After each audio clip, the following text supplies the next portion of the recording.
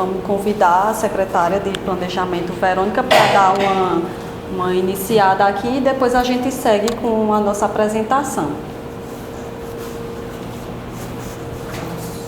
Só estava dizendo aqui, pessoal, que ela perguntou se a gente podia começar. Olha só, nós estamos dando a chance de toda a cidade estar aqui, né? Então a gente anuncia, a gente bota no site, a gente bota na rádio, a gente bota nos meios de comunicações que são altamente, hoje, mais do que nunca, altamente visto. Mas se as pessoas não se interessam, então nós estamos não só dando a chance, como estamos fazendo. Então estamos aqui, vamos dar continuidade e vamos fazer. Se as pessoas quiserem vir, serão muito bem-vindos, aliás, seria maravilhoso. Mas é como o Marco diz, nem tudo que a gente oferece se aceita, mas se critica. Então, no Brasil, a máxima é a crítica, mas eu não faço, eu só critico. Né? Você veja que a rede social hoje está cheia disso, né? Então, eu sou juiz, eu sou médico, né? Eu sou professor, eu me sinto no direito de rechaçar, eu me sinto no direito, mas eu não quero participar, por exemplo, participar da mudança da nossa cidade, né? Que é isso que nós estamos fazendo aqui. No final de contas, a gente quer o quê? A gente quer mudar a cidade, a gente quer melhorar o que já está andando e fazer o que nem existe. Essa é a proposta, né? A proposta é dizer, olha, lá na minha rua, talvez seria interessante botar um córrego, porque ou um sumidouro, ou está enchendo, mas isso é uma questão de eu querer fazer, né? Então, assim, o plano diretor é altamente democrático, nós abrimos ele para toda a população e a gente gostaria muito que essa sala estivesse cheia, mas de toda sorte, eu falo feito, o pessoal da igreja católica fala muito, onde estiver 2 já tem uma multidão, porque esses 2 vieram e queriam fazer. Então eu digo a mesma coisa para vocês. Hoje, para mim, aqui tem uma multidão.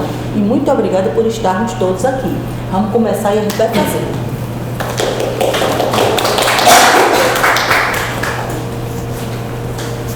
Bem, dando continuidade aqui, né, a gente vai apresentar de como se deu, né, essas etapas, desde o início, né, das oficinas comunitárias e explicar como se deu esse processo até a última fase, que foi de compilar quais seriam essas propostas e apresentar um pouco as próximas etapas também. Então, só uma introdução básica, né, que para quem não sabe o que é o plano diretor, é essa lei, esse instrumento básico da política urbana, que vai justamente direcionar, né, para onde a cidade vai se desenvolver, de que forma.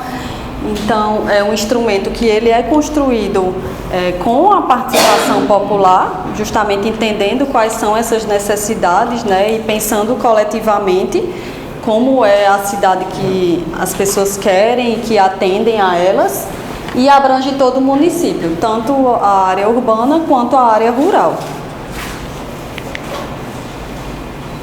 Mostrar um pouco onde a gente está, né, agora, nessa fase, que são as fases de proposta e de instrumentos e parâmetros, que é a fase 3 e 4, mas já vimos há um longo tempo desse processo, né, de revisão do plano diretor, que possui 5 fases. Já passamos pela fase de mobilização e metodologia, já passamos também pela fase de diagnóstico, né, que é esse raio-x da cidade, de como ela se encontra atualmente.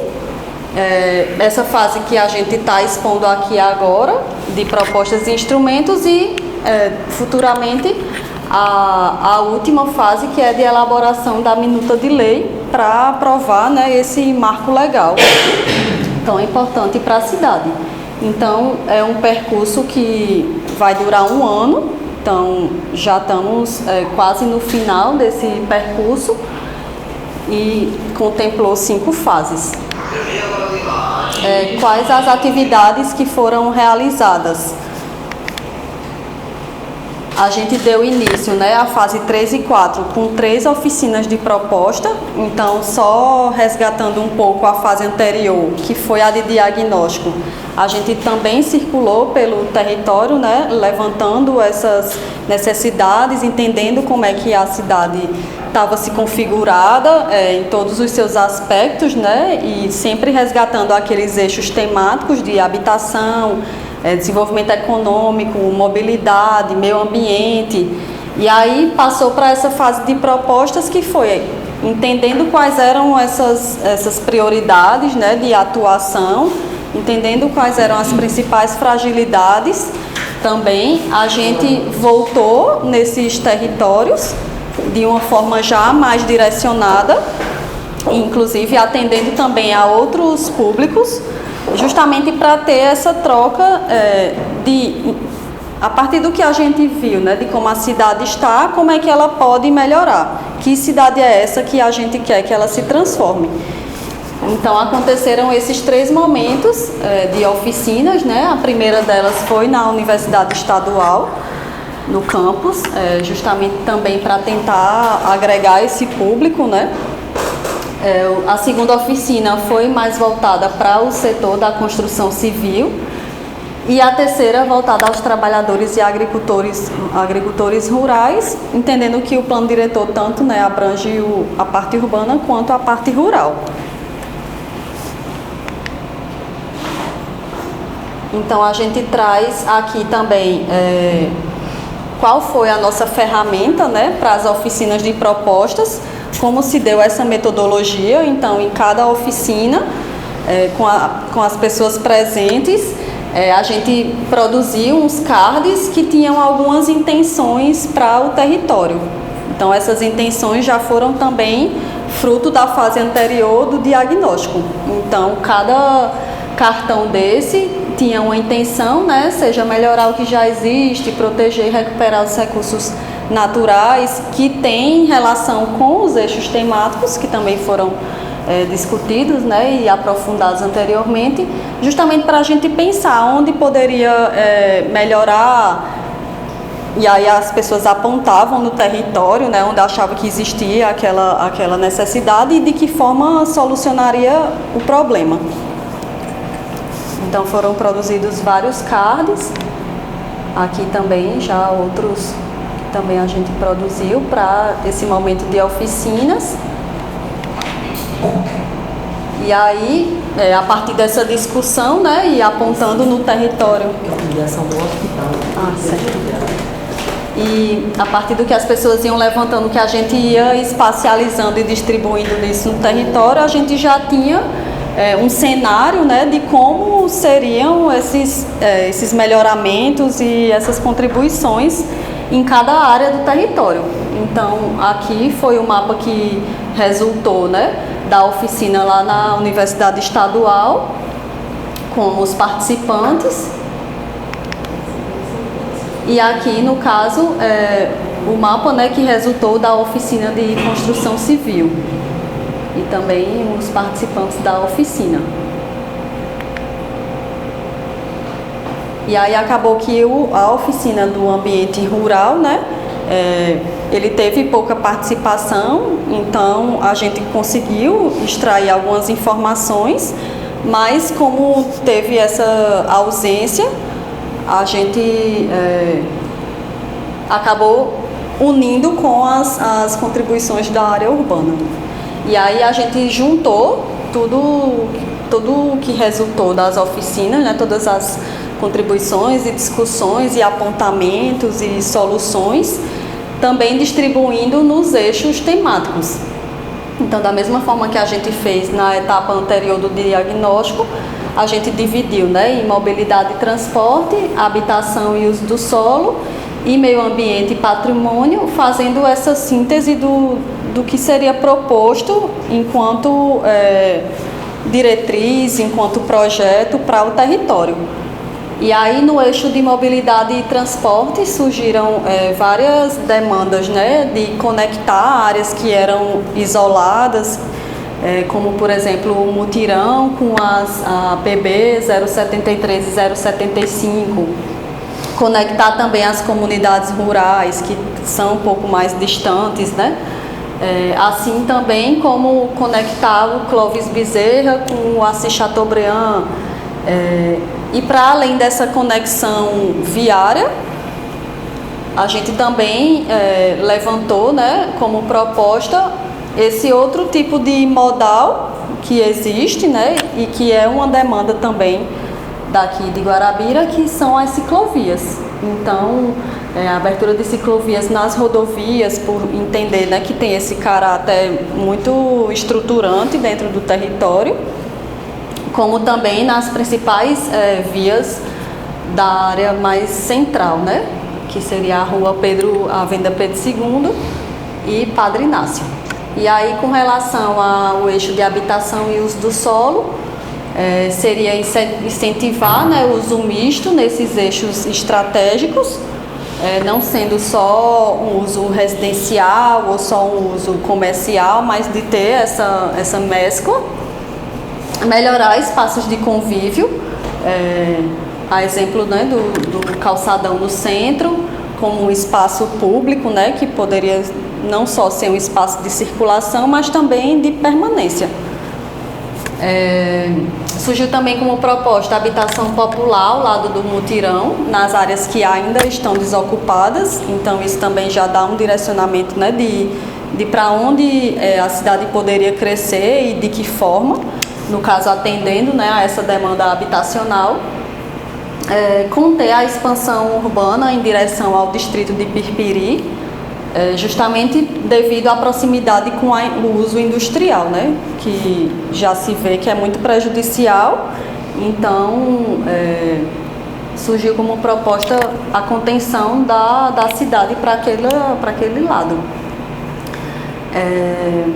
Frear também a expansão urbana em direção à Serra da Jurema, né, que é um importante elemento natural aqui da cidade e que já vem sofrendo alguns avanços. Então, foi identificada essa proposta, né, de conter essa expansão, como também criar políticas de assistência técnica para as zonas especiais de interesse social e as comunidades já existentes, né, que têm algum certo tipo de vulnerabilidade. Para além disso, também fortalecer o Canal do Juá como um equipamento de lazer. Então, na etapa anterior, né, já foi identificado esse uso, esse potencial, né, daquela área enquanto esse espaço de lazer. Então, seria consolidar e fortalecer esse uso existente lá. E no eixo de meio ambiente e patrimônio, a necessidade, né, de preservação dos corpos d'água, porque também foi identificado muita poluição, justamente nos rios, né, tanto que cortam o centro, a área urbana, mas também os localizados na área rural. Manter e fiscalizar a área de preservação da Serra da Jurema, justamente por essa pressão, né, de ocupação que avança nessa área. Conclusão e arborização do Canal do Juá, arborização dos rios urbanos e rurais, recompondo a APP, né, essa margem de mata ciliar que em vários locais já ainda existem. Pensar em mecanismos para não demolição de imóveis patrimoniais na zona do centro histórico. Então, reconhecendo, né, essa importância desses bens existentes, desses bens imóveis na área do centro histórico e também para além do centro histórico, que também tem alguns imóveis de relevância, né, espalhados em outros locais. De que forma garantiria essa permanência e a preservação deles? Assim como também criar uma política de subsídio e incentivo para a manutenção desses imóveis, né, para eles não ficarem abandonados ou subutilizados, e melhorar a paisagem com arborização no encontro das águas, que seriam justamente o que no plano diretor vigente é identificado e é proposto enquanto zona de preservação ambiental. Então a gente vê que essas áreas elas têm muita relação com os corpos d'água, então seria melhorar essa paisagem, né, dando uma qualificação para ela, inclusive com arborização. E aí, para além das oficinas, né, aquelas 3 que a gente fez aqui no território, também houveram algumas oficinas internas, né, tanto da equipe, a partir dessa síntese, de compatibilizar essas contribuições e essas propostas, mas também junto da gestão. Então, essas reuniões foram um passo depois da gente estar aqui no território e levantando todas essas possibilidades com a população.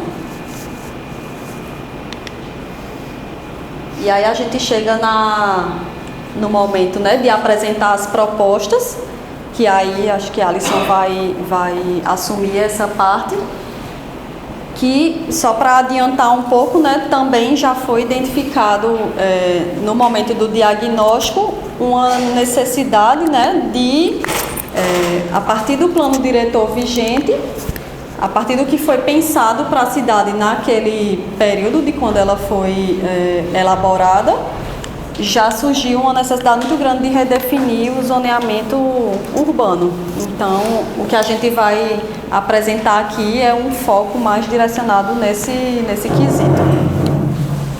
Então, gente, boa noite. Como Suzana já falou, esse processo ele é um processo que teve muitos acúmulos, né, e muitas contribuições, tanto na parte de diagnóstico, como também nessas oficinas de propostas. O que a gente tentou fazer foi um compilado, né, de todas essas discussões, de todos esses acúmulos que já vem sendo feito aqui em Guarabira. Mas antes da gente falar do ordenamento territorial, é muito importante a gente entender a atual estrutura do plano diretor de Guarabira. Afinal, a gente está num processo de revisão do plano diretor, né? Então já existe um plano diretor aqui, que é datado de 2006. Então a gente precisou fazer uma leitura crítica, né? De que forma esse plano diretor está posto e quais são os pontos que a gente consegue entender que ainda não estão amarrados dentro desse plano diretor. Então, com isso, a gente coloca aqui a estrutura do plano diretor atual. Esse plano diretor está dividido em 7 títulos, né? E o que a gente pode compreender numa visão geral, né? A gente olhando só os títulos e esses capítulos. A primeira coisa é que as políticas, as políticas urbanas, elas estão dispersas dentro do plano diretor e ficam difíceis de a gente encontrá-las e discutir de forma mais ampla todas essas questões. Então, a política de educação, a política de saúde, ela está dentro de um capítulo, enquanto políticas do desenvolvimento social e econômico estão em outro capítulo. Então, foi uma primeira observação que a gente faz, né? Um segundo ponto, quando a gente vai olhar o zoneamento, a gente sente falta de entender quais foram as intenções dessas zonas, né? Então a gente tem um anexo que tem todo um zoneamento, que a cidade está toda dividida, mas a gente não consegue fazer uma ligação muito clara dentro do plano diretor com esse zoneamento. Então foi uma segunda observação que a gente coloca. E o segundo é que os instrumentos e parâmetros eles não estavam regulamentados. Então, existem alguns instrumentos que são citados no plano diretor, mas eles não são regulamentados. Então, era muito difícil, e mesmo tendo toda uma boa intenção por trás daquilo ali, de se colocar para frente todas aquelas intenções de cada uma dessas zonas, né?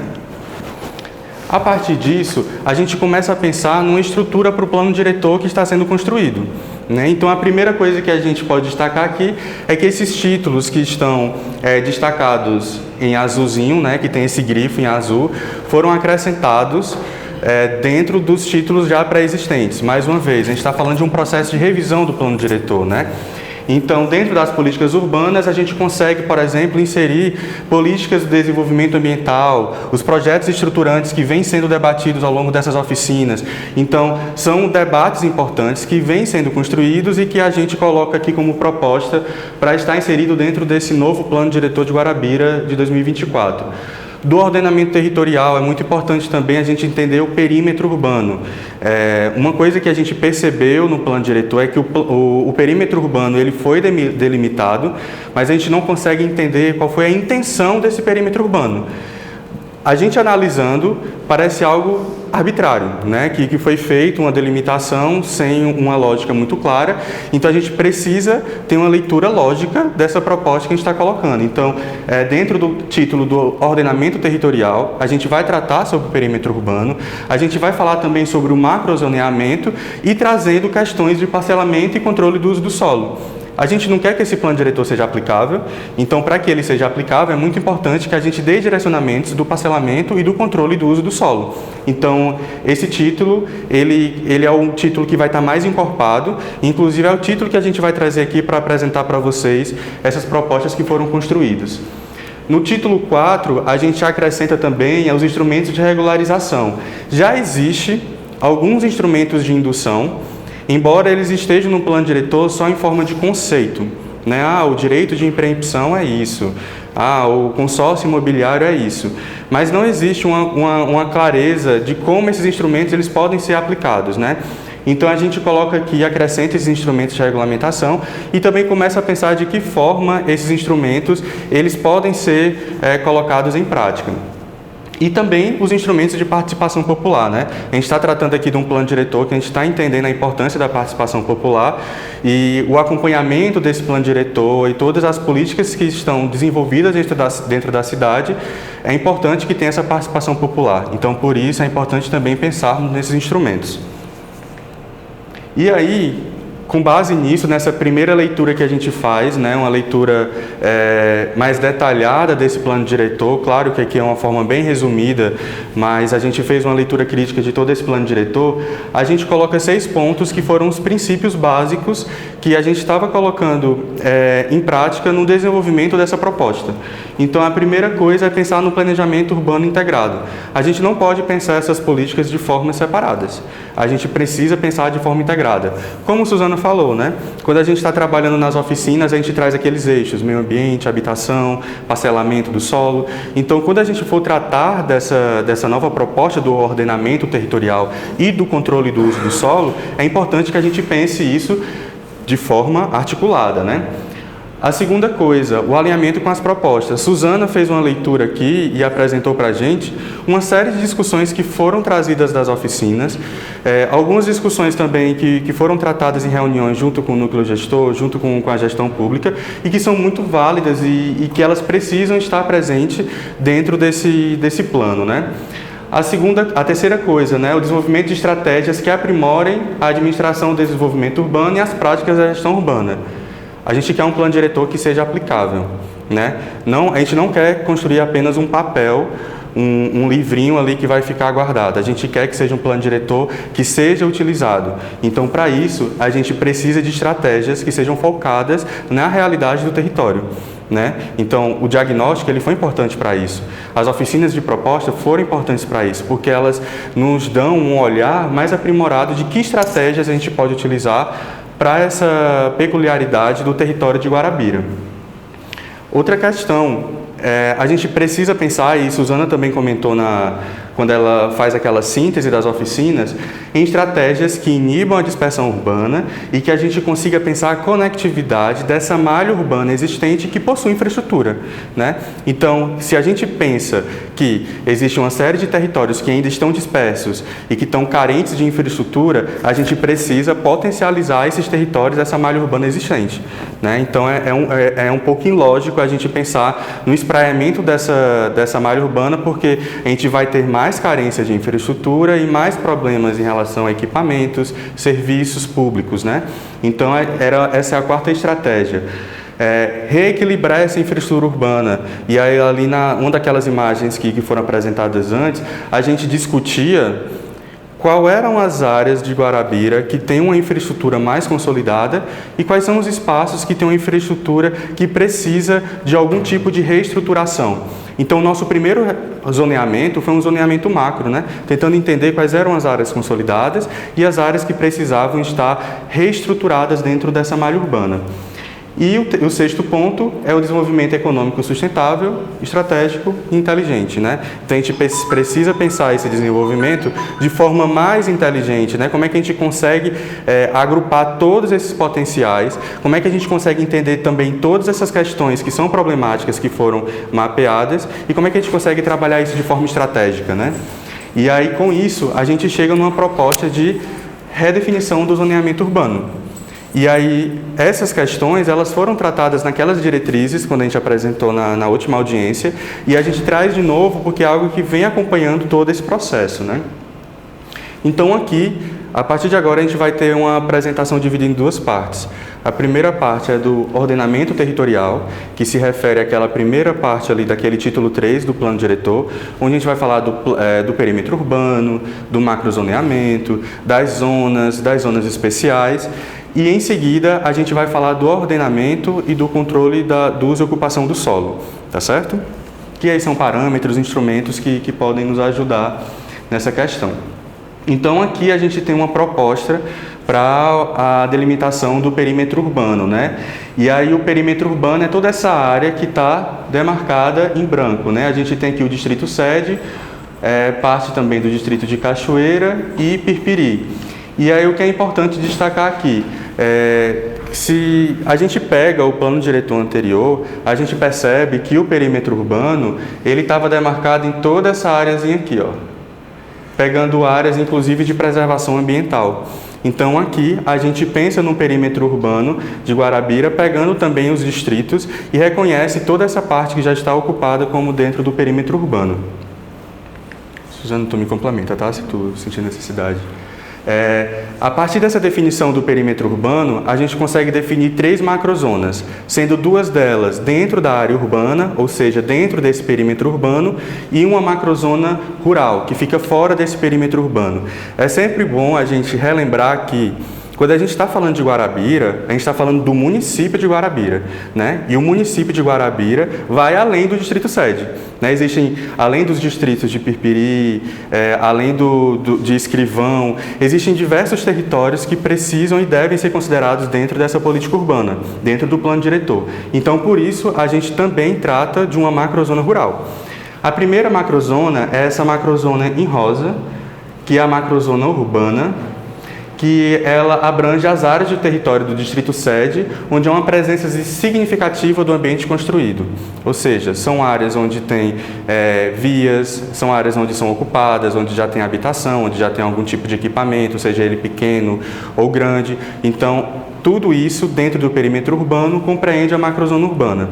Mas também dentro do perímetro urbano existe uma segunda macrozona, que é a macrozona natural, que abrange todos os sistemas, os ecossistemas do meio ambiente.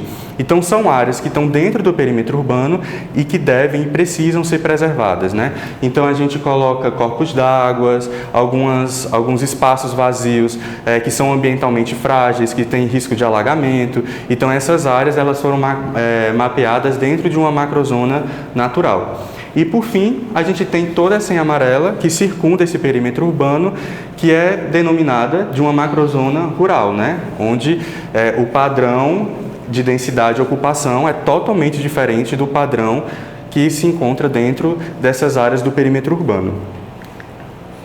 Cada uma dessas macrozonas são divididas em outras zonas. Então, imagine, a gente está falando de uma macrozona urbana. A macrozona urbana, a gente entende que quando a gente pega o distrito sede aqui de Guarabira, a gente percebe que existem territórios que são bem diferentes uns dos outros, né? Então, por isso, a gente precisa, dentro dessa macrozona, diminuí-la e pensar em zonas, né? E aqui é a proposta que a gente traz dessas zonas, onde a gente divide em zona de consolidação urbana 1 e 2, zona de reestruturação 1 e 2, zonas especiais, zona de expansão urbana, zonas de interesse ambiental. Então, todas elas vão ser apresentadas e detalhadas aqui para vocês entenderem a proposta. Aqui a gente apresenta as zonas de consolidação urbana 1 e 2. O que seria essa zona de consolidação urbana? São áreas que já possuem um certo nível de infraestrutura e de conectividade com outros territórios. Então aqui a gente apresenta nesse lilás mais claro, que fica nessa parte mais a norte, o que seria a zona de consolidação urbana 1. E como é que ela está descrita? São áreas de urbanização consolidada, mas ainda de média densidade, né? E são áreas que já possuem um certo nível de infraestrutura urbana. E o que diferencia ela para essa área de consolidação urbana 2? Essa área que fica mais a sul é uma área que também tem uma urbanização consolidada, mas que ainda possui um certo nível de carência em relação à infraestrutura. Então, por isso, existe essa diferenciação de uma zona consolidada 1 para uma zona de consolidação 2, né? E aí, o objetivo dessa zona mais para baixo é ordenar todo esse processo de adensamento construtivo e adensamento populacional, né? Enquanto o de cima seria incentivar esse adensamento construtivo e populacional. Uma segunda zona que foi proposta foi a zona de núcleo histórico, que no plano diretor anterior já possuía essa zona. O que a gente fez foi redelimitar, tentando abranger outros equipamentos, outros imóveis que são de interesse histórico e que a gente precisava mapeá-los e colocá-los inseridos também. E, como aqui já diz, né, é bem claro do que se trata essa zona, é uma área onde tem um interesse histórico, né, onde é uma área de importância para a formação da cidade, é onde a gente tem uma série de imóveis de interesse que demonstram, né, essa cultura e essa história da cidade, e por conta disso a gente acha importante delimitá-la e ter parâmetros e instrumentos específicos que reconheçam esses espaços. Nas zonas especiais de interesse social 1 e 2, a gente fez um processo baseado num trabalho que foi desenvolvido pelo Ministério das Cidades, onde eles fizeram um estudo, né, de como a gente vai identificar assentamentos precários dentro das nossas cidades. E aí existe um passo a passo de identificação desses assentamentos precários e, com base nesse passo a passo e reconhecendo também o que foi delimitado em 2006 e pelos estudos que foram desenvolvidos pela universidade e por outros estudantes aqui em Guarabira, a gente faz uma sobreposição dessas informações tentando entender por que em 2006 foi delimitada essa área como uma zona especial do tipo 1 e por que em 2022 um trabalho acadêmico não considerou, quais foram os critérios estabelecidos. E com base nesses critérios do Ministério das Cidades, a gente consegue chegar na delimitação das zonas especiais de interesse social 1, que são áreas que já possuem algum tipo de ocupação, mas que são áreas mais precárias de infraestrutura, das condições de moradia, né? Então existe toda uma questão social envolvida desse espaço, e as áreas de interesse social 2, que são os vazios, né? São áreas que podem ser destinadas para programas habitacionais. Então, com base nisso, a gente consegue chegar nesses roxinhos, que são as áreas que foram delimitadas como áreas especiais de interesse social. Então, a gente tem aqui, por exemplo, o Mutirão, está dentro de uma ZEIS 1, né, uma área que já possui uma ocupação, mas que existe uma questão delicada em relação à infraestrutura e às condições de moradia dessa população, entre outros territórios, né? E é muito importante a gente pensar também em territórios próximos. Existe a necessidade de, no futuro, ter algum tipo de reassentamento? Algumas populações precisam ser retiradas porque ocupam áreas que são de risco à vida? Se isso acontece, a gente precisa destinar um espaço que seja próximo a uma área que ela já more. Então, por isso, a gente delimita também essas zonas especiais de interesse social do tipo 2, que são essas rosas, né, que são territórios vazios que ficam próximos a essas zonas especiais 1. Outra zona que foi pensada, foram duas zonas, na verdade, que são as zonas axiais, do tipo 1 e do tipo 2. Essas zonas, elas são eixos estruturantes que a gente entende que são importantes para a cidade, né, e que a gente pode estimular o adensamento construtivo, o adensamento populacional, a gente pode estimular a diversidade de usos com a inserção de comércio, serviços, habitação, né, a gente pode estimular prédios com parâmetros um pouco mais altos, porque a gente entende que eles são eixos importantes para as cidades, né? Então, são as rodovias, existe no eixo 2, né, da zona axial 2, são ruas coletoras, ou seja, são ruas que acabam distribuindo o fluxo para outros bairros. Então, essas vias acabam se destacando e tendo uma importância dentro da malha urbana, né? Então, aqui a gente delimitou essa zona axial 1, que é essa laranjinha clara, que eu estou tentando delimitar aqui com o laser, que seria essa zona axial do eixo mais estruturante, né? Um eixo maior, onde pegam essas rodovias de maior impacto, de maiores conexões, né? Que muitas vezes elas interligam até outras cidades ao município de Guarabira. E a zona axial 2 são as principais vias coletoras que acabam por distribuir esses fluxos por diversos territórios da cidade, que são justamente essas manchinhas em vermelho que estão marcadas aqui, né? Então, vejam, a gente consegue pensar também, para além dessas delimitações em formas de zona, né, que a gente vai pegando algumas quadras, mas a gente consegue pensar eixos axiais dentro de Guarabira por entender que existe uma estrutura favorável para esse tipo de proposta. Para além dessas áreas que estão mais consolidadas, existem também espaços dentro de Guarabira que ainda não são consolidados. que é o que a gente denominou de zonas de reestruturação urbana 1 e 2. São áreas que, basicamente, a gente consegue perceber que uma característica dela, elas estão na margem da cidade, né? Elas não estão dentro daquele núcleo ali. E por que isso acontece? Porque geralmente essas áreas são áreas onde tem loteamentos que ainda não são ocupados, são áreas em que já tem um loteamento, já tem uma certa ocupação, mas existe uma carência de infraestrutura urbana e por conta disso a gente precisa tratá-la de forma diferente. As políticas que vão ser direcionadas para esse espaço são políticas diferentes daquelas que a gente está pensando para a área de consolidação, né? Então, de que forma a gente vai trabalhar com essas zonas de reestruturação? Essas zonas de reestruturação em rosinha claro são áreas que já estão ocupadas, ou seja, né, são áreas que já têm uma ocupação, mas que existe uma série de problemas relacionados à infraestrutura. É importante aqui ressaltar que nas nossas análises a gente foi vendo também imagens de 2012 e comparando com imagens mais recentes de 2022 e 2024. E foi perceptível para a equipe quanta coisa mudou. É impressionante, né? A gente foi vendo como em algumas áreas não tinha pavimentação, até mesmo as condições de moradia eram totalmente diferentes daquelas que a gente está vendo hoje. Então, por isso também justifica a quantidade de zonas especiais, as delimitações serem menores em relação a 2006, porque a gente percebe que muita coisa mudou nesses últimos 12 anos. Mas voltando para a zona de reestruturação, essa mais em rosa são áreas que já têm uma ocupação, mas que tem uma carência de infraestrutura urbana, né? E se a gente pega essas áreas em roxo escuro, são áreas que possuem o loteamento, mas eles ainda não são consolidados, ou seja, não existe um padrão de ocupação nesses territórios, né? E por conta disso também há uma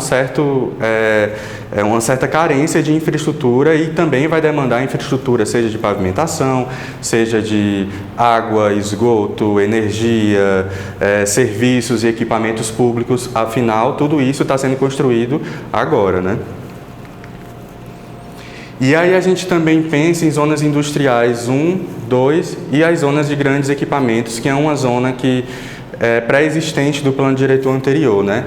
Então aqui em rosa a gente delimita as zonas de grandes equipamentos, que é uma área que vai ser destinada, né, um incentivo para a instalação de equipamentos de maior porte, mas também a gente pensa em duas zonas industriais, sendo a primeira zona industrial para pequenas indústrias, áreas que podem ocupar pequenas indústrias, e uma área industrial 2, que é esse cinza mais escuro, onde seria uma área que fica próxima ao EPB, que fosse destinado a grandes indústrias, né? Entendendo os impactos que grandes indústrias causam dentro de uma malha urbana já consolidada ou em processo de reestruturação. A gente pensa também nessas áreas em marrom, que são áreas de expansão urbana. Então, se a gente está pensando no desenvolvimento da cidade para os próximos 10 anos, é importante pensar nesses espaços que possam expandir a cidade, né? Que possam ter programas habitacionais, que possam ser loteados e o solo parcelado. Então, aqui em marrom a gente destaca alguns desses espaços como espaços que devem ser estimulados, né, e, se necessário, estimulados para a expansão urbana nesses próximos 10 anos, né, entendendo que muitos desses espaços acabam sendo espaços que conectam, né, nesse caso aqui, que conecta a malha urbana que já está mais para baixo, né, no caso do mutirão que está um pouco mais para baixo, então são vazios que acabam conectando 2 ou 3 áreas que estão dispersas atualmente.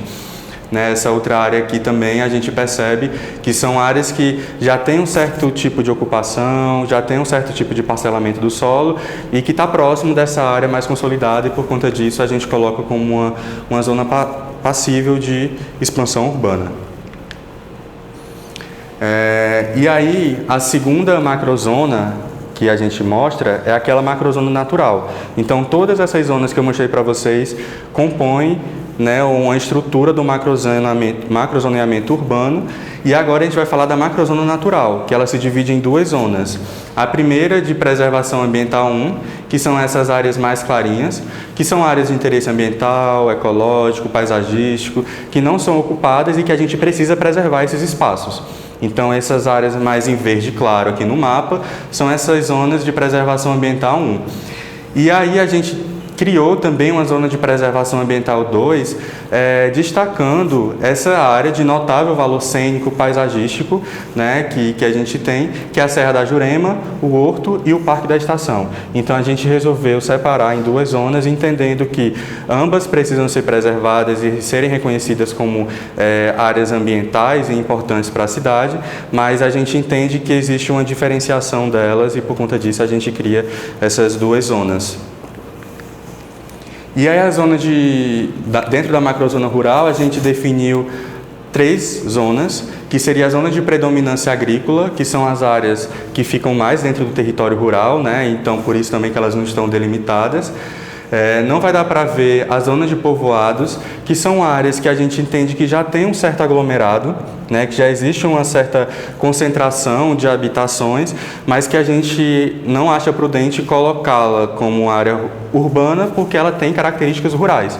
Então, tentando reconhecer esses territórios, a gente cria uma zona de povoados, né? Então, Contendas, Maciel, Escrivão estão inseridas dentro dessa zona de povoados. E a gente pensa também numa zona especial natural, que são essas áreas ambientalmente frágeis, sensíveis, de valor cênico e que precisam ser preservados, mas que não estão dentro da área urbana, né? Então as serras que tem por aqui, elas vão ser demarcadas dentro dessa zona. Então, para que a gente consiga entender, né? A gente tem uma macrozona natural dentro da área urbana, mas a gente tem uma zona natural na área rural também, por entender que existem aspectos que precisam ser preservados e reconhecidos dentro da macrozona rural também. Vou passar para a Suzana, ela vai falar da segunda parte, que é justamente dessas discussões dos instrumentos e dos parâmetros que cada uma dessas zonas precisa ter para que a gente consiga, de fato, colocar em prática todas essas intenções, né? Poderia fazer um comentário agora, prefere para o final, para não perder o plano, né? Porque eu estava com o nosso ordenamento. Não, era só, não sei, porque lá quando tivemos a reunião a gente tinha colocado que seria interessante, talvez, as malhas industriais, possivelmente, né, de novas indústrias que estivessem a se instalar aqui em Guarabira, elas pudessem ficar mais distante possível da cidade, até para ter mais espaço, o terreno urbano é mais barato, os fatores de logística, né, de rodoviária seriam mais fáceis, né? E pelo que mostrou aí, os espaços eles estão dentro da cidade, dentro, vamos dizer, do coração urbano. Então, assim, a gente tinha colocado, até voltei aqui para anotar, a gente tinha colocado que tentar delimitar essa área depois do Piripiri e depois de Contenda. Porque a imagem que mostrou, ele mostrou muito próximo da zona urbana. Então você tem uma área de instalação até de equipamentos pesados que foi colocado, por exemplo, próximo ali ao UEPB, que é um local ali que está em plena expansão ali de crescimento ali, o que alguns chamam de mutirão prime, né? Então você tem uma área que está crescendo muito.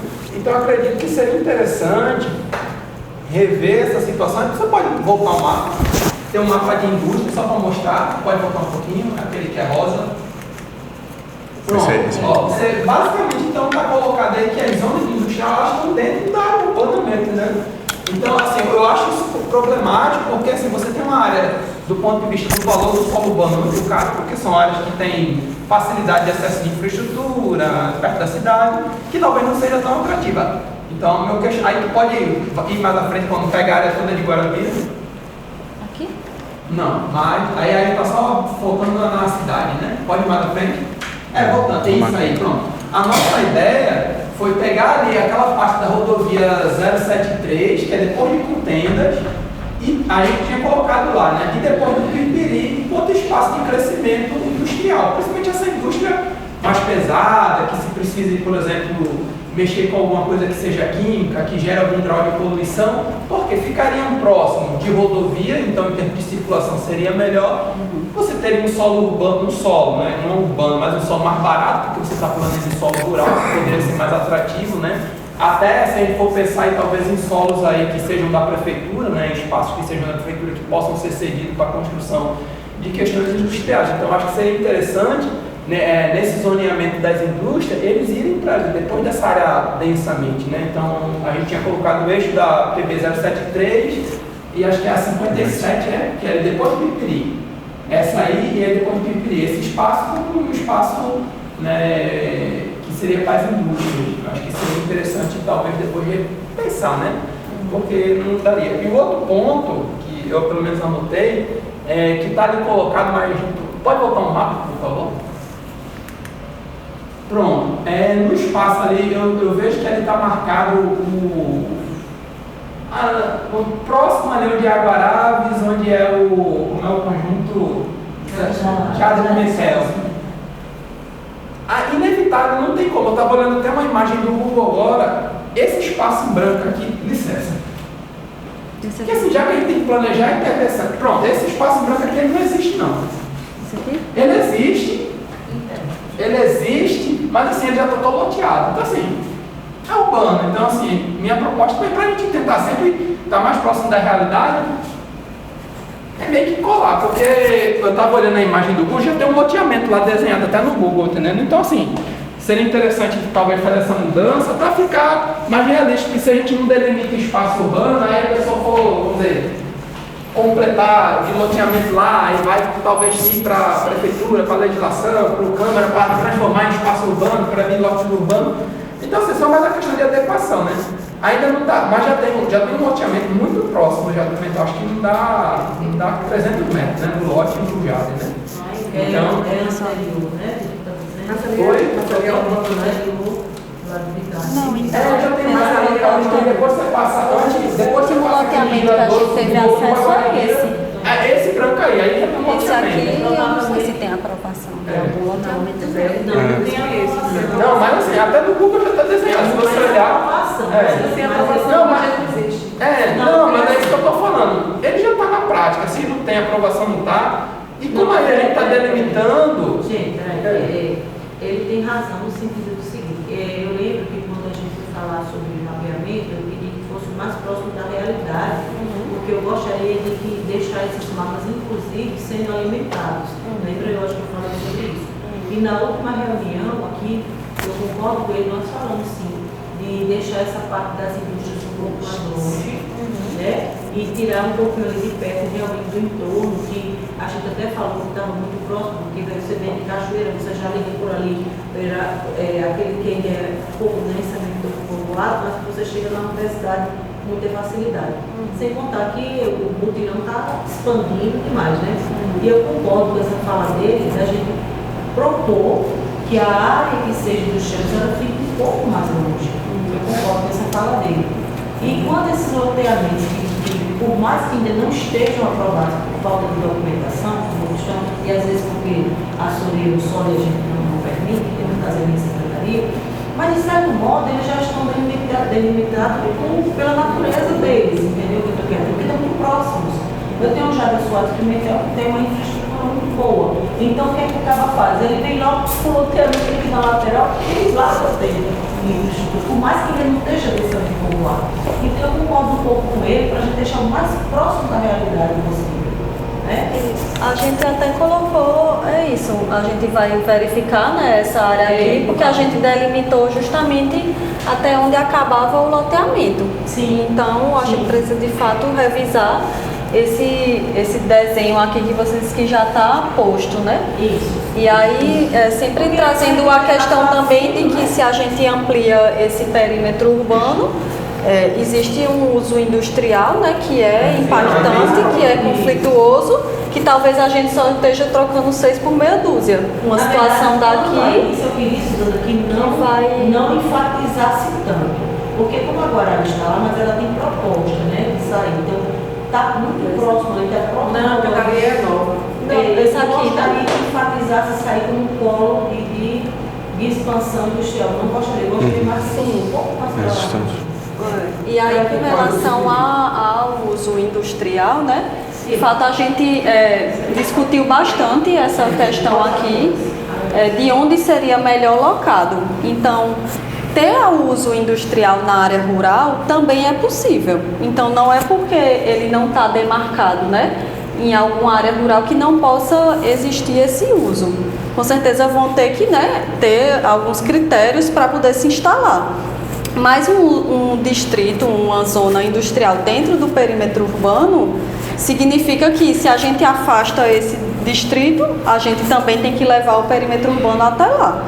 Então, chegar até aqui embaixo significaria expandir muito esse perímetro urbano de uma área que talvez não se justifique, porque Guarabira já tem um perímetro grande, considerado com a ocupação dela. Então, existem muitas áreas de expansão que ainda não estão consolidadas. Então, ter esse cuidado também, né? Uma reunião que eu estive presente, inclusive a gente discutiu até com o Gabriel isso, essa zona que fica próxima ali, que a gente chama inclusive de distrito industrial, não é isso? Sim. Ela tem essa característica mais de, por exemplo, indústria têxtil, alguma coisa referente à fabricação. Isso. E tem também uma sala ali que a gente chama de distrito mecânico, né?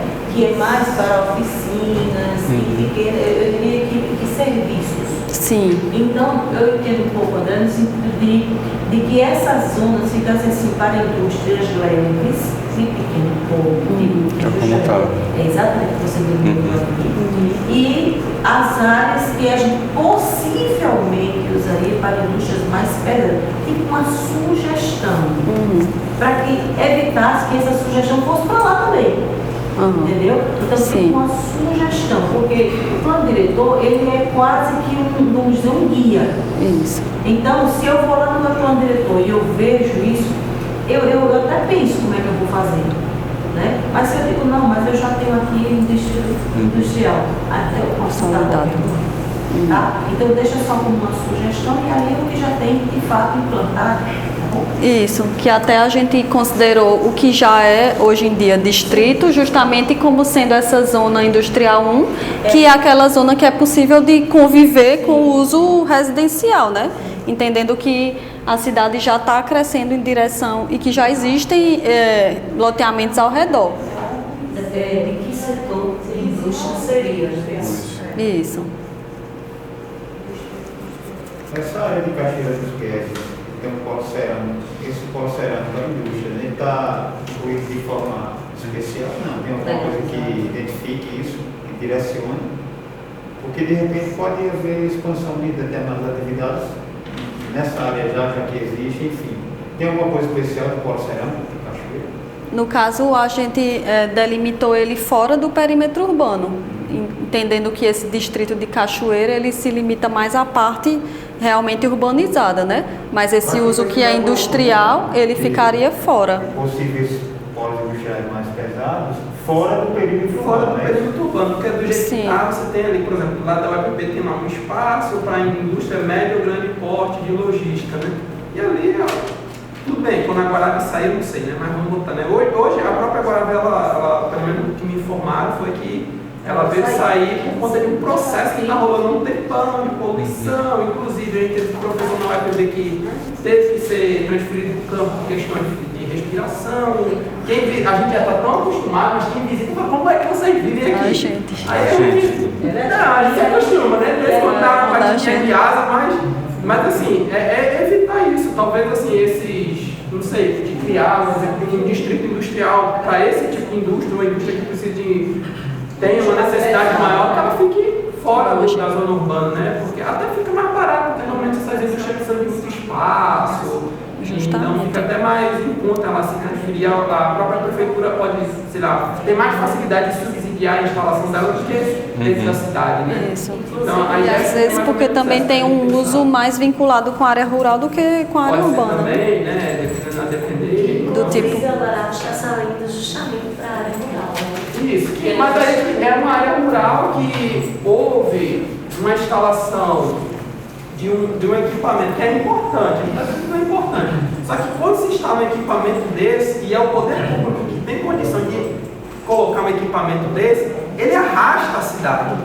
Então, assim, a cidade existia até aqui. Aí quando você bota o conjunto já até aqui, ele tem uma força centrífuga, ele puxa. Por quê? Porque nenhum investidor ia colocar nada ali. Aí é só o Estado que tem essa capacidade. E ele arrasta a cidade. Então, você arrastou a cidade para dentro de uma área que poderia ter sido pensada numa área industrial. Aí você sufocou aquela área industrial que, vamos dizer, daqui a 10, 20 anos agora vai passar pelo mesmo problema que está passando hoje. ali instalado. A prefeitura também. Então, assim, podemos pensar. Então, assim, esse jogo de estratégia, a gente está falando de um documento que vai ter 10 anos de validade.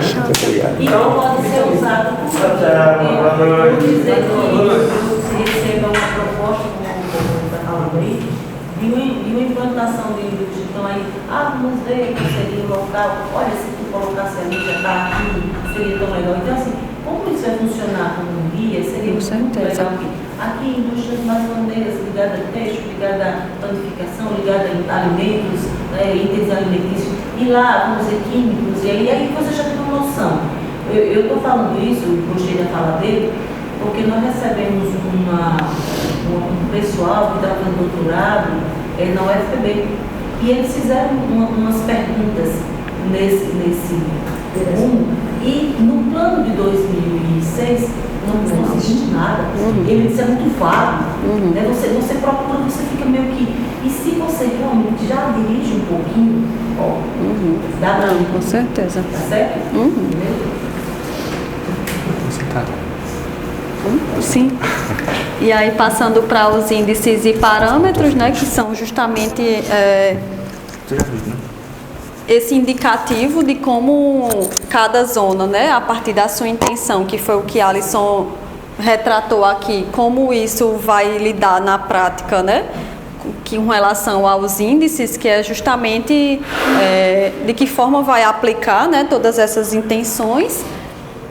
A gente separa, né, quais os índices urbanísticos e quais os índices que estão relacionados ao parcelamento do solo. Então, os índices urbanísticos, ele envolve, né, taxa de ocupação, índice de aproveitamento, seja básico ou máximo, né? Taxa de ocupação significa o quanto que a edificação ela pode ocupar o lote.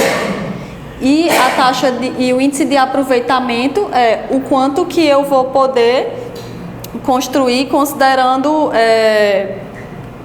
o índice vai dizer se eu posso construir além do que o lote me permite de área, né? Então é uma multiplicação desse solo ou não. Então isso tem que estar relacionado com as zonas. Então, zonas que a gente queira adensar, que são aquelas zonas, né, que tem infraestrutura, que tem essa capacidade de suporte, então a gente pode indicar um índice mais elevado para ela, justamente para a gente incentivar essa ocupação. Então, índices maiores vão ter essa possibilidade a mais do que em zonas que tenham índices menores. Então, só entendendo um pouco como seria essa escala, né, de adensamento na cidade. E aí, para além da taxa de ocupação e o índice de aproveitamento, vai existir também a taxa de permeabilidade, que é justamente indicar o quanto daquele lote ele precisa estar permeável, então não pode existir construção, entendendo que isso vai contribuir, né, na questão de escoamento das águas, na questão do equilíbrio do meio ambiente, em uma cidade, né, que já é bastante ocupada. Então, como é que a gente tenta também compensar isso numa área que já está bem consolidada, como também os recuos e o gabarito, que é a altura máxima, né, que a edificação pode ter, vinculado a esses outros índices também. E os índices relacionados ao parcelamento do solo, a gente colocou como parâmetro a área máxima e mínima dos lotes, área máxima da quadra, comprimento máximo da quadra e a testada mínima do lote. Então, quanto que o lote pode existir, né, considerando a sua frente. E aí, isso para a gente definir esses parâmetros, né, a gente sempre olhava já o que já existe em Guarabira, quais a sua característica de ocupação, né, durante todo esse tempo. Então, como que ela se configura e do que a gente acha que é importante alterar ou manter, entendendo que ela possui uma identidade também, né, própria, assim. Então, foi muito legal também ver de que forma que as quadras elas eram desenhadas e qual o comprimento delas, para também não pensar em algo que destoe do que é Guarabira, né? Sempre entendendo essa realidade já existente. E aí, para além desses parâmetros de ocupação do lote, né, que é entendendo de que forma seriam essas edificações, também existem os instrumentos de gestão urbana, que vêm justamente para auxiliar nessas intenções para o território. Então, a gente listou alguns instrumentos urbanísticos existentes, né? Muitos deles já previstos, né, no Estatuto da Cidade, e também alguns instrumentos que são jurídicos, mas que também estão associados, né, a essa ocupação do território. Então, dentre os que a gente listou, né, existe a outorga onerosa do direito de construir. Todos esses instrumentos vão estar, né, definidos no plano diretor. Claro que eles são muitos e que para esse tempo que a gente tem de elaboração do plano, não vai ter como a gente regulamentar todos eles, mas a gente já vai trazer alguns indicativos, né, básicos, e inclusive já se avançando e facilitando numa futura regulamentação. Então, a outorga onerosa do direito de construir, ele está diretamente vinculado com os índices de aproveitamento, né? Como eu coloquei anteriormente, a gente definiu o básico e o máximo. Então, em cada zona, o quanto que você vai poder ampliar aquele solo para construção, utilizando sempre como referência a área do lote. Então, o quanto que eu vou poder multiplicar aquele lote para poder construir. E essa multiplicação, como ela é também uma sobrecarga, né, para a infraestrutura da cidade, o lote o empreendimento que se utilize dessa possibilidade, ele teria que dar uma contrapartida para a gestão em forma de valor, né? Nesse caso, seria pagando mesmo esse solo que foi criado ali para ele construir mais. Então, por isso que se precisa também de uma regulamentação própria para saber qual o caso que se aplica, como é feito esse cálculo, né, de pagamento, e esse valor, de que forma ele vai ser revertido em benefício urbano, em novos serviços, em novas infraestruturas. Então, é um instrumento bem interessante também para ser aplicado nessa área mais consolidada. A transferência do direito de construir também está associado ao índice, né, de ocupação, índice de aproveitamento, porque no caso, como tem algumas áreas que possuem algum tipo de restrição, e nesse caso, né, a gente entende que para Guarabira seriam as restrições ambientais, mas também a restrição que poderia ser aplicado na zona de núcleo histórico. É justamente quando você impede que a pessoa chegue nesse índice básico, né, de aproveitamento, ela teria que ser compensada de alguma forma. E essa compensação é justamente dizendo, você aqui não pode construir, não pode chegar nesse nível, mas você pode pegar o que você deveria construir e construir em outro local. Então, isso é um pouco uma compensação para aquele imóvel que seria prejudicado por uma impossibilidade dele construir o tanto que poderia. Aí o IPTU progressivo no tempo, né, já está associado a uma tributação que existe, que é o imposto do IPTU, que é justamente uma estratégia de ocupação dessas áreas que já são consolidadas, mas que ainda se encontram subutilizadas. Então, a forma de forçar, né, de direcionar que aquele imóvel seja ocupado é ampliando essa tributação, justamente para que ele seja construído, né, e dado um uso, garantindo essa função social da propriedade. O parcelamento, edificação ou utilização compulsória também é um instrumento que é uma estratégia de você fazer com que aquele imóvel ele seja ocupado. Então, você, em determinado tempo, né, se a pessoa não deu uma função para aquele imóvel, a gestão, né, ela pode utilizar esse instrumento, se fazer desse instrumento para também garantir que o proprietário ele ou parcele ou ele edifique. O direito de preempção que é um instrumento básico também, é o que dá prioridade à gestão para adquirir imóveis, né, na cidade. O consórcio imobiliário é uma possibilidade de a gestão juntamente com algum particular, e aí seria essa parceria, né, público-privada, para construção de algum equipamento em troca ou de algum equipamento, sei lá, residencial, e em troca de ter o pagamento daquele lote já numa área que já vai ser transformada, né? O estudo de impacto de vizinhança, que está muito associado, né, principalmente à instalação de grandes equipamentos. Então, a gente colocou ali uma zona de grandes equipamentos. Então, quando fosse instalar, né, algum empreendimento de maior porte, então a gente pode também utilizar esse estudo de impacto para ver o quanto que isso vai estar afetando o entorno, a vizinhança, e de que forma pode ser mitigado alguns impactos. E o uso capião e a concessão de direito real de uso, que estão bem relacionadas a essas áreas mais vulneráveis, né?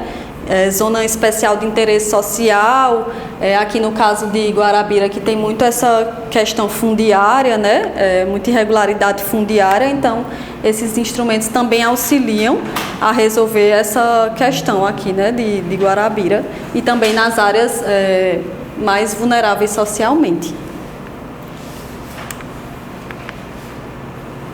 E aí a gente finaliza um pouco essa etapa de propostas com os projetos especiais, né, que foram surgindo ao longo das oficinas, aqueles relacionados ao meio ambiente, turismo e lazer, que surgiu como ideia a criar esses ambientes de lazer, principalmente nos distritos, né? Foi identificada uma carência grande desses equipamentos de lazer nos distritos e na área rural, então garantir esse tipo de uso, né, nesses espaços concentrado nos distritos também atende a uma população de entorno, então poderia estar distribuindo melhor, né, esse uso. O Parque Linear do Canal do Juá, consolidar, né, ele como esse espaço de lazer, espaço de convivência, né, que já converge muita gente para esse tipo de uso também. E ele tem esse fator, né, de conexão, então a gente já consegue conectar também com outras áreas que têm esse potencial ambiental, transformar, né, o horto florestal num parque, e também traz, né, essa qualidade ambiental para um ambiente que também é urbano, então ele está inserido dentro do perímetro urbano. E consolidar esses dois parques, né, que já estão aí em andamento, já existem.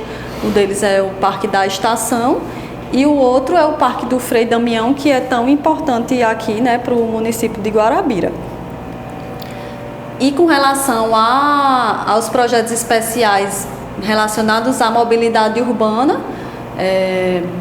a partir de todas aquelas necessidades de conexão, né, que foram levantadas e diagnosticadas na fase anterior, a gente coloca aqui também como uma proposta, né, a conexão viária de Areia Branca com a APB, ali mais próximo da região do Rosário, a consolidação da conexão viária entre o Alto da Boa Vista e o Bairro Novo, que atualmente só tem um acesso, né? Então criaria essa outra conexão, integrando essa região mais na parte urbana.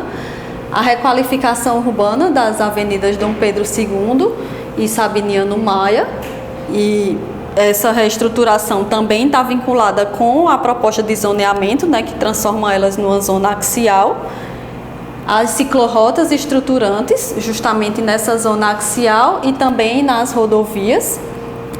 Acessibilidade e segurança dos trechos urbanos das rodovias, porque a gente entende, né, que eles já cumprem essa função de grande circulação, de conexão para uma malha que ainda é fragmentada, então, mas que também tem esse caráter ainda de grande fluxo e de velocidade. Então, trazer essa acessibilidade e segurança nesses trechos, né, entendendo a sua importância enquanto conexão e enquanto também dinâmica urbana, que já existe. E criar infraestrutura nas vias de conexão das sedes distritais às principais localidades rurais. Então, os distritos também fazendo um pouco essa função, né, de suprir essas necessidades das áreas rurais. Então, levar essa infraestrutura também fazendo essa conexão. Então, aqui a gente finaliza a parte de propostas e apresenta, né, o que seria a próxima etapa, que, como a gente viu anteriormente, foram 5 fases previstas nesse processo de revisão do plano diretor. A gente conclui aqui a fase 3 e 4 e fica faltando, então, a fase 5, que é justamente a de elaboração final do projeto de lei, né? É a estruturação, é a escrita do instrumento que vai se transformar, né, num projeto de lei para ser encaminhado à Câmara para votação. Então, a gente encerra aqui nossa apresentação, agradecendo, né, de novo a presença de todo mundo. Se alguém tiver alguma dúvida, a gente abre agora o espaço, né, para ter essa troca, sugestão, alguma contribuição ou dúvida mesmo. Obrigada.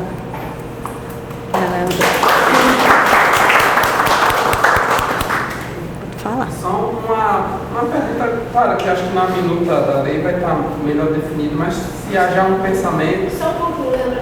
Daria para você ali, só para aparecer na gravação, Ainda tem que ser aparecida. Para mostrar. uma necessidade. Participação. Beleza. Não, mas tranquilo. Bem, boa noite, né? Estamos falando aqui, boa noite.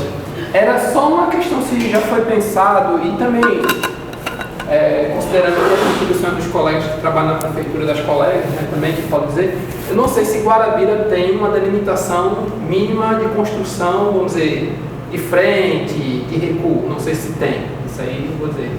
Eu vou dizer pela realidade. Por exemplo, a gente teve alguns loteamentos que abriram, o lote tinha 12 metros de frente. E aí a pessoa comprou e depois transformou ele em 2 lotes. E aí você fez 2 casas pequenininhas. Então eu acredito que se a gente for pensar na qualidade de vida dentro de uma casa, de uma família, numa questão climática, ambiental, de conforto térmico, e aí você colocou que eu acho importante, né? E a estética também, a questão dos recuos, eu acho que é importante, não sei se existe essa lei mínima, né, de construção de tamanho mínimo, mas, por exemplo, eu acredito nessa visão, né, considerando o Código Civil que diz que o recuo mínimo lateral tem que ser 1,5 m, então acho que caberia ao plano diretor, não sei se pode também, mas delimitar que no mínimo o lote urbano no mínimo tem que ser 9 metros. O que já está feito não tem como mexer. Mas se, por exemplo, um incorporador quiser abrir um loteamento, ele sabe que no mínimo o lote tem que ter 9 metros. Por quê? Mas 9 metros é muito grande. Os nossos padrões mas se você botar a risco que deveria ser uma casa, eu moro aqui no centro, 6 metros, minha casa colada com o vizinho, bater aqui, ó, minha comunicação via código, tem um açúcar, peça, né? Eu queria morar no centro com facilidade com família, é outra questão, mas eu sinto muito isso, né? Mas, por exemplo, se a gente tem uma casa, um padrão de 6 metros, que é o padrão de construção aqui, a média é 6 metros, você pegar a média é 6 metros. Aí, parede com parede, mas se você tem uma obrigação de ter 1,5 m de recuo, você tem 1,5 m de recuo por ambos os lados, você permite que essa casa de 6 metros tenha janelas, que a grande maioria das casas, assim, né, novas e até alguns lotes, porque tivemos alguns loteamentos aqui, como é esse aqui, o Oliveira, Monte das Oliveiras, eles são lotes de 8 metros. Parece ser interessante, parece, mas você meio que força a você ter um corredor de um lado e o outro lado ser colado, e isso vai causar um desconforto térmico. Eu não sei se cabe, mas acho que é interessante a gente amadurecer essa ideia. Mas vai encarecer o lote, mas não é encarecer, você na verdade, você vai, aqui é de 8, né? 8 por 20 a média. Mas isso está no Código de Obras, que também foi tudo revisado e vai ser lançado agora, também, junto com o plano diretor. Nós pedimos que, aí eu falei um pouquinho a propaganda da Eixo, quando a gente fez esse contrato com a Eixo, a gente quis ter a certeza de que o plano diretor não seria apenas um livrinho para guardar. Por isso que eu faço questão que seja tão atual e tão atualizado. A gente também pediu, no Código de Postura, a gente também pediu essa parte estruturante de tudo que vai ser construído, apesar de já existir, infelizmente eles inclusive posso falar também do das Oliveiras, que foi eu diria um loteamento, mas ele tentou fazer um conjunto, né? É totalmente fora de qualquer padrão, né? E no tempo o prefeito ou a prefeita que interessa foi lá e meteu uma canetada, então não tinha água, não tinha luz, não tinha nenhuma via pública pavimentada, não tinha. Era uma coisa impressionante, não tinha energia. Então, como é que você compra um terreno fora do padrão e que não tem estruturação nenhuma? Entendeu? Então, e pessoas letradas, pessoas conscientes, pessoas que sabem que estavam comprando errado. Não, mas depois a prefeitura vai lá. Então, a partir do governo 2012 para cá, a gente proibiu isso. E ele tem sido anterior, né? Então, depois, se você dá lá seu aval, aí fica um problema para a prefeitura resolver. Então, fora da estrutura, todos têm que ter no mínimo 9 metros, a gente pede 12, né? A gente pede ter um recuo de qualquer rodovia de 5 metros, inclusive se você for abrir ali, você tem a marca no varão, porque você vai pessoalmente, e ele foi pessoalmente, botou na beira da pista, marca interditor, ele foi pessoalmente lá, poxa, na rodovia. Mas aí a gente tem um problema muito de permissividade em Guarani, sabe? Então era permitido tudo. Então, quando você vai botar um código, você vai botar uma lei, como se parece que foi você, parece que é você que está fazendo. Então, assim, a gente realmente tem um problema com isso, sabe? Mas a gente, fora disso, aí eu posso até pedir para as colegas aí, Deus quiser. Nós pedimos nomeamento, nós pedimos mapeamento, nós pedimos códigos e nós pedimos uma leitura. Isso, justamente porque os instrumentos, né, os parâmetros urbanísticos a gente listou, recuo, entra, lateral, de fundo, frente, e aí é isso, entendendo que cada zona vai demandar um distanciamento, né, diferente, porque também já existe lotes configurados naquela área, e aí sempre tentando esse equilíbrio, né, do que já existe e do que é o cenário ideal, assim, de melhoramento, né, urbano. Mas para além desses parâmetros também está associada a questão dos parâmetros que estão no Código de Obras, que é de abertura de janela, né, para garantir essa iluminação, ventilação. Mas assim, eu quero chamar a atenção, claro, não quero mais, eu acho que porque assim, você tem construções muito recentes, de 3, 4 anos, que estão nesse sentido. Por exemplo, ali acho que é Pouso das Garças, ali por trás ali da faixa da pista, né? Você tinha terreno de 12 metros que ainda hoje, ali no Rota do Alto, você tem terrenos que são muito colados. Isso. Eles são baratos, mas quando você vê, eles se tornam caros porque você não vai ter conforto térmico, então você vai ter uma série de problemas que talvez 1,5 metro de parede ali de lado ele causaria uma melhor história. Então assim, já que está custando ótimo, mas assim, é só para chamar a atenção, né? Que muitas vezes a gente pensa que esse terreno, essa parte que se constrói, não se paga, mas paga.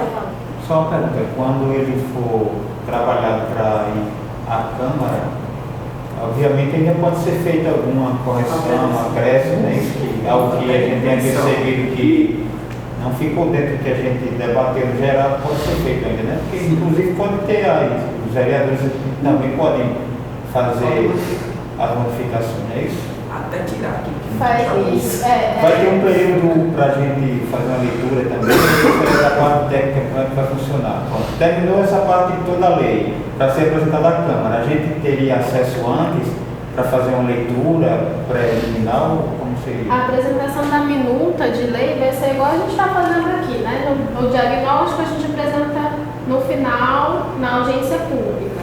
Aqui, a fase das propostas, a gente fez a fase e apresenta nesse momento. Então, a audiência pública da fase de elaboração da minuta vai ser também o momento que a gente vai apresentar. Aí vai ser desse mesmo jeito, né? Lembrando também a importância da reunião do núcleo gestor antes da audiência. Que é esse momento, como a gente já falou, que a gente consegue debater um pouco mais, né? A gente vai estar construindo a minuta de lei junto com esses documentos de todo o processo, de mais reuniões que a gente já tem programada para serem feitas, e a gente traz a minuta. Essa minuta, pelo processo legislativo, necessariamente ela vai passar pelo mesmo processo que qualquer outra legislação. Então, ou seja, vai para a Câmara e lá dentro ele passa por discussão. E, de novo, a população pode participar, como em qualquer outra legislação, mas integrantes do núcleo gestor, de alguma maneira, com ainda mais propriedade, porque fizeram parte, né, desse processo mais diretamente, né, dá para se dizer. Só uma pergunta, acredito que sim. Acredito que sim, né? Que vai ser disponibilizada essa minuta no site, antes da audiência, para quem quiser baixar, para ler, né? Porque, assim, tudo dentro do núcleo talvez seja mais fácil, são mais coisas, mas, assim, é interessante deixar bem público para quem quiser ler, não vem acompanhando, mas ter noção do que vai ser proposto, né? Que isso pode ser totalmente modificado na Câmara, né? Isso vai ser o mesmo procedimento que aconteceu com o diagnóstico, né? O diagnóstico, quando a gente apresentou para vocês, a gente apresentou também que ele está no site, que é o lugar de registro, de memória de todo esse processo. Lá estão as fotos, a nossa agenda, o que está acontecendo aqui hoje já estava lá. Então isso também vai estar lá, um documento público, inclusive, né, como memória, para vocês verem o que saiu das oficinas, o que saiu de uma primeira minuta e o que pode vir a ser modificado na Câmara, porque aí é o momento que nós, enquanto equipe de consultoria, nós não temos mais ingerência. Isso é parte do processo legislativo de como acontecem as leis no nosso país. Passa por esse processo e aí o que a gente pode fazer é justificar por que a gente colocou. Não é a mesma coisa que foi feita aqui. Algum questionamento, alguma discordância, essas coisas elas são produtivas para a construção de algo que é participativo, né? Então vai poder acontecer as justificativas, as explicações, as fundamentações, mas o que vai ser modificado a partir desse momento aí já é uma questão da Câmara, né? Tá?